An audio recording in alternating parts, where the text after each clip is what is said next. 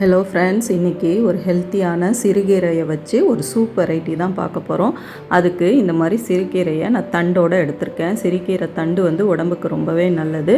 கீரைகளும் கொஞ்சம் சேர்த்து எடுத்துக்கோங்க. இதை நான் அரியறதுக்கு முன்னாடி உங்களுக்கு இப்படி காமிச்சிருக்கேன். பொடி பொடியாக அரிஞ்சிக்கணும்.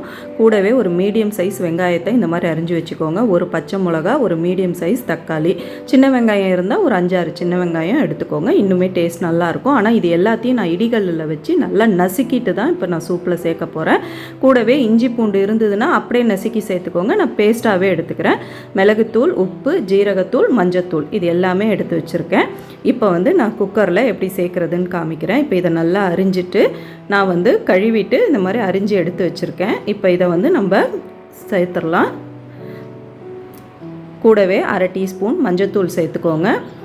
இது கூடவே ஜீரகத்தூள் வந்து 1 டீஸ்பூன் அளவுக்கு சேர்த்துக்கிறேன். நான் வந்து இது சின்ன ஸ்பூனு, நான் வந்து 1 டீஸ்பூன் சேர்த்துக்கிறேன். கூடவே 1 டீஸ்பூன் உப்பு சேர்த்துக்கோங்க. இது கூடவே 1 டீஸ்பூன் அளவுக்கு மிளகுத்தூள் சேர்த்துக்கோங்க. நம்ம வந்து சூப்பு பரிமாறும் பொழுதும் கொஞ்சம் சேர்ப்போம். கூடவே இந்த வெங்காயம், பச்சை மிளகா, தக்காளியை இடிக்கல்லில் நல்லா நசுக்கிட்டு சேர்த்துக்கோங்க. கூடவே 1 டீஸ்பூன் இஞ்சி பூண்டு பேஸ்ட்டும் சேர்த்துக்கோங்க. இப்போ இதில் தேவையான தண்ணி நீங்கள் சேர்த்துக்கலாம். இப்போ வீட்டில் எத்தனை பேரோ அதுக்கு தகுந்த மாதிரி தண்ணி சேர்த்துக்கோங்க நிறையா. நான் வந்து இப்போ 400 ml அளவுக்கு தண்ணி சேர்த்துக்கிறேன். சேர்த்துட்டு நல்லா கிளறி விட்டுட்டு நம்ம குக்கரில் மூடி ஒரு 3 விசில் வச்சிங்கன்னா போதும். கீரை வந்து நல்லா வெந்து வந்துடும். இப்போ இதில் 3 விசில் வச்சதுக்கப்புறம் நான் எப்படி இருக்குன்றதை நான் காமிக்கிறேன். இப்போ பாருங்கள், நல்ல கீரை வந்து வெந்து வந்திருக்கு. இப்போ நல்லா இந்த மத்து வச்சு நல்லா மசிச்சு விடுங்க. மிக்சியிலலாம் போடாதீங்க. மிக்சியிலலாம் போட்டால் அது வந்து டேஸ்ட்டே மாறிடும். இப்போ இந்த மாதிரி ஒரு வடிகட்டி, புளி வடிகட்டி வச்சு இந்த மாதிரி மசித்ததுக்கப்புறம், மத்தால் மசித்ததுக்கப்புறம் இந்த மாதிரி ஃபில்ட்ரு பண்ணுங்கள். கூடவே இன்னும் வந்து சின்ன மத்து இருந்ததுன்னா, இல்லை கரண்டி இருந்ததுன்னா கூட, இல்லை கையால் கூட நீங்கள் நல்லா இந்த மாதிரி மசிச்சு விட்டு அந்த சாரை வந்து நல்லா நீங்கள் ஃபில்ட்ரு பண்ணிக்கலாம்.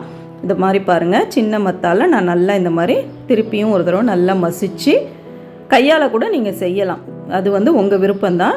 நல்லா மசித்து எடுத்ததுக்கப்புறம் நம்மளுக்கு சூப் ரெடி ஆகிடுச்சு. இப்போ நம்ம நேராக பரிமாற வேண்டியதான். இப்போ இந்த மாதிரி சூப் பவுலில் சேர்த்துட்டு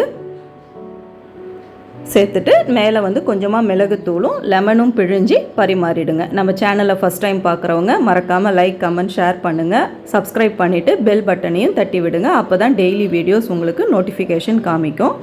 பாருங்கள், நம்ம சூப் சூப்பராக ரெடி ஆகிடுச்சு. இந்த மாதிரி மிளகுத்தூள் கொஞ்சமாக சேர்த்துட்டு லெமன் லைட்டாக பிழிஞ்சு விட்டு, விருப்பம் இருந்தால் சேர்த்துக்கோங்க, இல்லைனா இதை ஸ்கிப் பண்ணிடலாம்.